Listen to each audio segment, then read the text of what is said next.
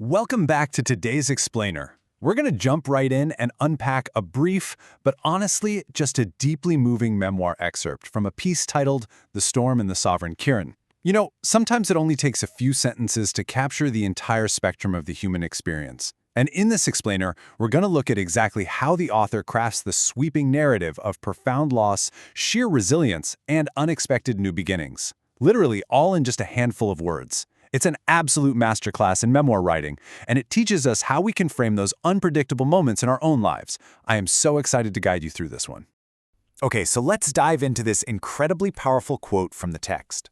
I was born into wealth, but life is unpredictable. I mean, what an opener, right? This single sentence instantly hooks us because it establishes the thematic contrast of the entire story right out of the gate.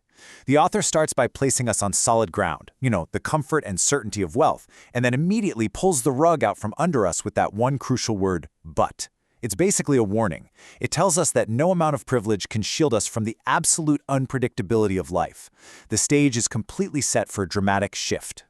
And it's fascinating because this perfectly maps out a classic emotional hero's journey, tracking the exact life stages presented in the text. We move from early security in a really wealthy environment directly into a life-altering threshold at age 9 with a sudden loss. From there, we enter a period of healing as time passes, eventually arriving at the 8th grade where this totally new catalyst is introduced. The author is taking us on this carefully structured ride, compressing years of emotional evolution into highly distinct, impactful eras. So let's start at the very beginning of that timeline with Part 1, The Palace of Childhood, Early Security and Wealth. We start by examining the status quo, really diving into the author's early years that were defined by just profound privilege. And this brilliantly illustrates the stark before and after reality the author faced. On one side, you have the ultimate safety of their beginnings. It's a literal and metaphorical fortress of security. On the other side, you have the sudden tragedy that followed, creating this devastating void. By comparing these two extremes, the author makes the tragedy feel that much heavier. The higher the pedestal, the harder the fall.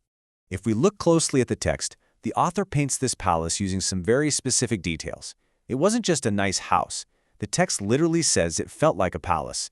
It was filled with luxury, the presence of servants, and, importantly, the immense pride tied to their father's status as a DSP. A deputy superintendent of police is a major figure of authority, protection, and social standing. The author isn't just describing a wealthy financial state here. They're describing a state of complete emotional and physical security. They were completely surrounded by protectors. But then, everything changes. This brings us to Part 2, The Storm of Loss, a sudden tragedy. The text introduces us to the storm.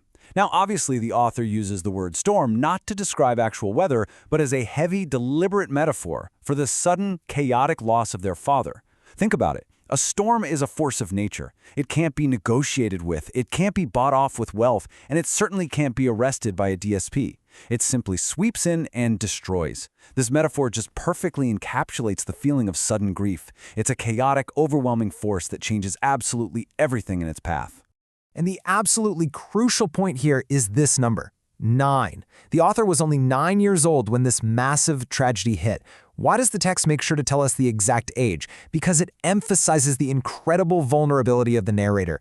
9 is a devastatingly young age to experience such an unpredictable pivot in life.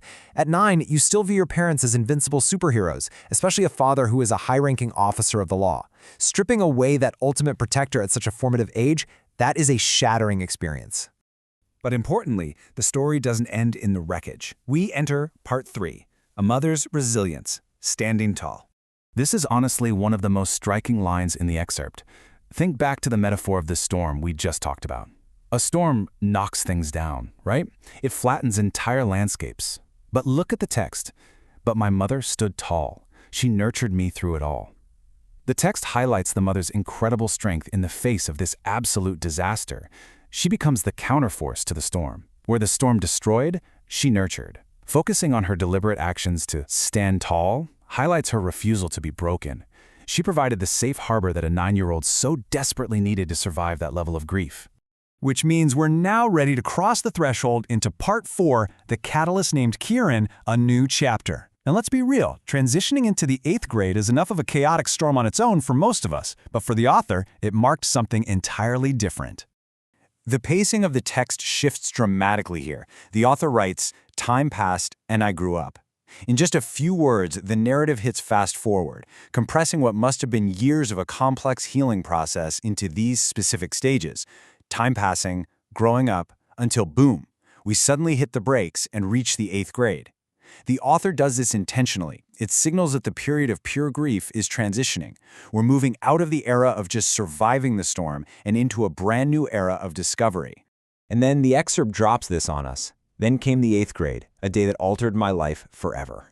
That was the day I first met her. Her name was Kieran.